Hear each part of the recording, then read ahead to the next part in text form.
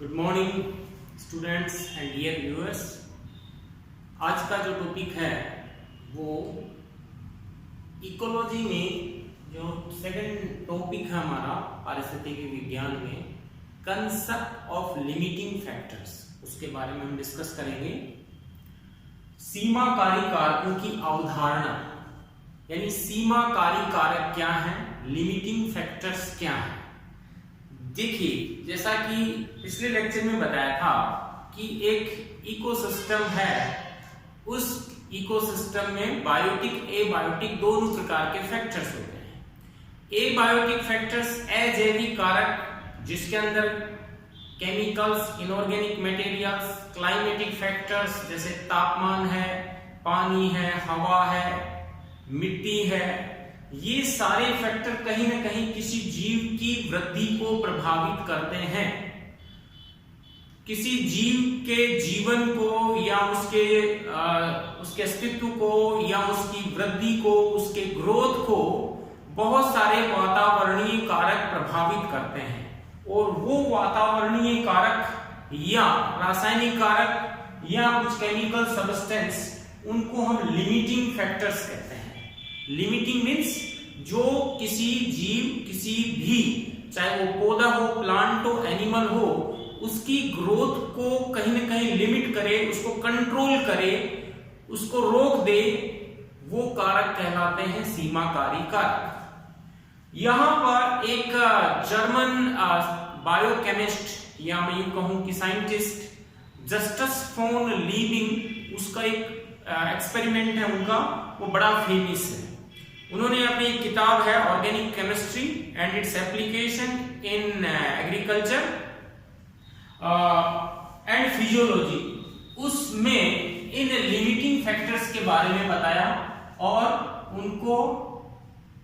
उन्होंने एक रूल दिया, एक लॉ दिया, जिसे न्यूनतमता का नियम, लिविंग्स लॉ ऑफ मिनिमम कहते हैं। लिविंग लॉ ऑफ मिनिमम, ये क्या होता है? लिबी का न्यूनतमता का नियम। साइंटिस्ट का नाम है जस्टस फोन लीबी। लिविंग का न्यूनतमता का नियम, ये जर्मन वर्ड है, तो बी को फो की आवाज में बोला जाता है, फैकी में। तो जस्टस फोन लीविंग एक साइंटिस्ट थे जिन्होंने एक बुक लिखी organic chemistry, organic chemistry and its application in agriculture. चूंकि वो एक कृषि से संबंधित थे, साइंटिस्ट थे, its application in agriculture and physiology, ये एक बुक लिखी। इस बुक में उन्होंने ये बताया कि यदि पौधों की वृद्धि है, उन कारकों पर निर्भर करती है, उन रासायनिक तत्वों पर निर्भर करती है जो उसको न्यूनतम मात्रा में आवश्यक होते हैं, यानी मिनिमम अमाउंट में यदि कोई एलिमेंट जरूरी होता है, वो उस जीव की, उस पौधे की वृद्धि के लिए जरूरी होता है। यदि वो न्यूनतम मात्रा में उसको नहीं मिलेगी, तो अदर जो फैक्टर्स हैं, अन्य कारक हैं, चाहे उसको कितना भी दे दिया जाए, तो उसकी वृद्धि है वो रिटार्ड हो जाती है। जैसे फॉर एग्जांपल बात करें कि पौधों को बोरोन जो है वो ट्रेस अमाउंट में चाहिए, बहुत ही माइक्रो अमाउंट में चाहिए, लेकिन बोरोन यदि नहीं होता है तो हम उसको कितना ही खाद पानी दें, और अदर्स उसको फास्फोरस, सल्फर, पानी है, ऑक्सीजन है, या फिर सूर्य का प्रकाश है, ये कितना भी मिले, पौधे की वृद्धि रुक जाती है, या वो उतना फ्रूटफुल नहीं होता है, उसमें फ्लावरिंग नहीं होगी, उसमें फ्रूटनिंग नहीं होगी। तो बोरोन यहाँ पर एक लिमिटिंग फैक्टर के रूप में कार्य करता है। तो ये नियम दिया जस्टस फोन लीबिंग ने कि जो पदार्थ ट्रेस अमाउंट में है, trace elements can control the growth of living beings। यहां पे ये चीजें हालांकि इन्होंने एग्रीकल्चर में पेड़ पौधों के लिए बताई थी, लेकिन ये जो भी जीवधारी है सभी के लिए लागू होता है। जैसे फॉर एग्जांपल हमारे लिए विटामिन्स होते हैं या मिनरल्स होते हैं, वो ट्रेस अमाउंट में चाहिए। हम भोजन में कितना ही फैट ले लें, कितना ही कार्बोहाइड्रेट या प्रोटीन की अच्छी से अच्छी डाइट ले लें, यदि हमारे भोजन में जो विटामिन्स की ट्रेस अमाउंट नहीं होगी तो बहुत सारी डेफिशिएंसी डिजीज हो सकती है या हमारी ग्रोथ है वो रिटार्ड हो सकती है। तो ये जो ट्रेस एलिमेंट होते हैं, यानी जो न्यूनतम मात्रा में चाहिए, न्यूनतम मात्रा वाले जो पदार्थ हैं, वो मात्रा वाले तत्व जीव की वृद्धि को प्रभावित करते हैं। ये नियम दिया जस्टिस फोन लीविंग ने, और इसे न्यूनतमता का नियम कहते हैं। Right, this is the rule of law of minimum. अब टॉलरेंस, सीमाकारी कारकों की अवधारणा का सेकंड पॉइंट। इसके अंदर हम देखते हैं कि इसमें दो लिमिट हैं, लो लिमिट और हाई लिमिट।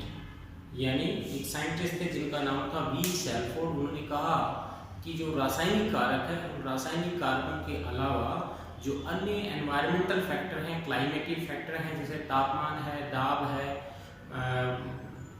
रेनफॉल है और हीट है, गर्मी है, सूर्य का प्रकाश है, मृदा है, या फिर यदि हम अन्य कारकों की बात करें तो दाब है, प्रेशर है, तो ये कारक एक निश्चित रेंज में होते हैं और कोई जाति विशेष का सदस्य, कोई प्रजाति उस एक रेंज में ही जीवित रह सकती है। मतलब इन वातावरणीय कारकों की लोअर लिमिट और मैक्सिमम लिमिट, उस लिमिट के मध्य एक लिमिट होती है, उस लिमिट के मध्य ही एक पर्टिकुलर प्रजाति विशेष के जीव हैं वो वृद्धि करेंगे या जीवित रहेंगे। उस लिमिट से लोअर लिमिट में यदि वो पर्यावरणीय कारक जाता है या हाई लिमिट मैक्सिमम लिमिट में जाता है तो वो विलुप्त होने की उसकी संभावना होगी। उन्होंने ग्राफ के द्वारा बताया कि इस प्रकार से यदि हम पॉपुलेशन और पर्यावरण जो कारक हैं उनका हम डिस्ट्रीब्यूशन देखें तो एक शुरुआत में हम देखते हैं कि लो लिमिट में दो जोन होते हैं, इनटॉलरेंट जोन और जोन ऑफ फिजियोलॉजिकल स्ट्रेस। ऐसे ही दो जोन होते हैं हाई लिमिट में, जोन ऑफ फिजियोलॉजिकल स्ट्रेस और फिर लास्ट में इनटॉलरेंट जोन जिसमें कोई भी एनिमल स्पीसीज नहीं होती है।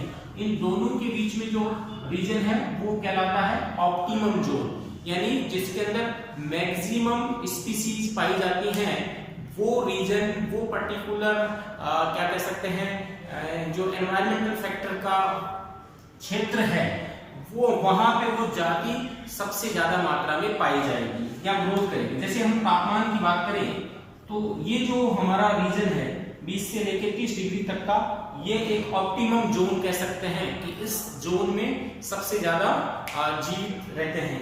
30 से यदि हम आगे की बात करें, हाई में जाते हैं 40 या 40 से फिर आगे, तो जीव जीवित नहीं रहेगा या उसको अडॉप्टेशन करना पड़ेगा। और ये 20 से नीचे 10 और 10 से नीचे 0 तक जाते हैं तो वहां पर भी इनटॉलरेंस जोन होता है या फिर जोन ऑफ फिजियोलॉजिकल स्ट्रेस होता है, जहां पे जीव रहते तो हैं लेकिन कम संख्या में रहते हैं, अधिक में भी रहते तो हैं लेकिन कम संख्या में रहते हैं। और इस रीजन में जीव है वो मैक्सिमम अवस्था में रहते हैं। ये कहलाता है सेल्फोर्ड लॉ ऑफ टॉलरेंस, यानी टॉलरेंस का सहनशीलता का नियम। अर्थात जो जीवधारी है वो जीवधारी एक वातावरणीय कारक है, उसके निश्चित परास में रहते हैं।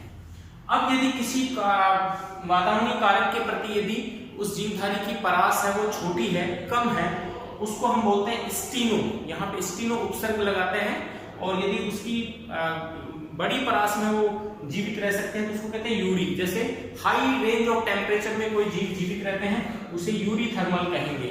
और लो रेंज ऑफ टेम्परेचर का जोन है, कम परास में जिंदा रहते हैं, उनको स्टीनोथर्मल कहते हैं। जैसे फॉर एग्जांपल मच्छर होते हैं, वो एक निश्चित टेम्परेचर में जिंदा रहते हैं, 30-35 डिग्री के बाद में मच्छर मर जाएंगे और 20 डिग्री से नीचे आने पे भी मच्छर मर जाएंगे। तो एक ऑप्टिमम टेम्परेचर है, उसी में मच्छर जीवित रहते हैं। लेकिन जो अन्य एनिमल हैं, सेलेक्टिव स्पीसीज की बात करें, ह्यूमन बीइंग है, मेमल्स हैं, वो यूनिथर्मल है, यानी वो सरवाइव कर सकते हैं 10 से लेके 40 डिग्री 50 डिग्री तक टेम्परेचर में भी अपने शरीर में अडेप्टेशन लाके। इस प्रकार हम कुछ विशेष टर्मिनोलॉजी के द्वारा लिमिट ऑफ टॉलरेंस को बता सकते हैं। तो ये दो नियम है, शेल्फोर्ड लॉ ऑफ टॉलरेंस और पहला है लिविंग लॉ ऑफ मिनिमम, जो केवल रासायनिक कारकों के प्रति है, और ये है जो वातावरणीय कारक है उनके प्रति जो एनवायरनमेंट के अंदर क्या लिमिटिंग फैक्टर के रूप में ये कार्य करते हैं। तो ये इसके अंदर कुछ इसके सहायक सिद्धांत है, जैसे पहला है टॉलरेंस रेंज। अलग अलग जीवों में, अलग अलग जातियों में अलग अलग कारकों के प्रति टॉलरेंस रेंज अलग अलग होती है। किसी के लिए लो टॉलरेंस रेंज, किसी के लिए कम टॉलरेंस रेंज। जैसे टेम्परेचर के लिए कम टॉलरेंस रेंज हो सकती है, लेकिन अन्य कोई एनवायरमेंटल फैक्टर के लिए टॉलरेंस रेंज ज्यादा हो सकती है, राइट। जैसे जो मछली होती है वो पानी में रहती है, तो पानी में ऑक्सीजन लेवल के लिए टॉलरेंस रेंज ज्यादा है, यानी वो कम ऑक्सीजन में भी रह सकती है, लेकिन पानी के लिए टॉलरेंस रेंज कम है, यानी पानी की यदि कमी हो जाएगी तो वो मछली मर जाएगी।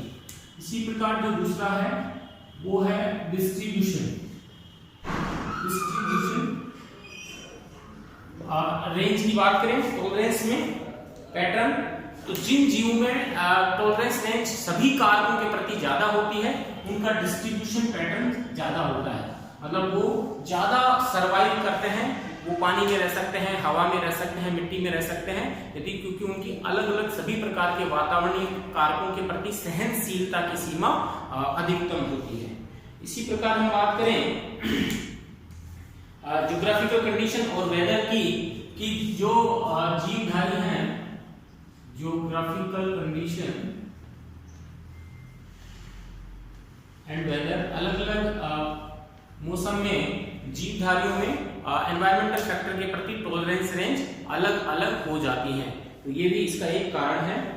नेक्स्ट हम बात करते हैं ब्रीडिंग पीरियड की, कि जीवधारियों में टॉलरेंस रेंज उनके वयस्कों की तुलना में जो उनके लार्वा फॉर्म है, एग्स हैं या भ्रूण हैं, उनमें टॉलरेंस रेंज हमेशा कम होती है, क्योंकि जो अंडा है, एम्ब्रियो है, लार्वा है या उसका भ्रूण है, वो वातावरण के कारकों के प्रति ज्यादा ससेप्टिबल है, ज्यादा सेंसिटिव है, उनकी जो हमेशा टॉलरेंस रेंज है वो हमेशा कम होगी, और जो उनके अडल्ट होंगे, वयस्क होंगे, उनमें टॉलरेंस रेंज अधिकतम होंगी। तो यदि हमको विभिन्न वातावरणीय कारकों की टॉलरेंस रेंज का पता हो, तो वहां पाए जाने वाले वनस्पति, वहां पाए जाने वाले जीव जात होना है, उनका हम आसानी से अध्ययन कर सकते हैं। तो ये था हमारा सीमाकारी कारकों की अवधारणा का सिद्धांत। Thank you.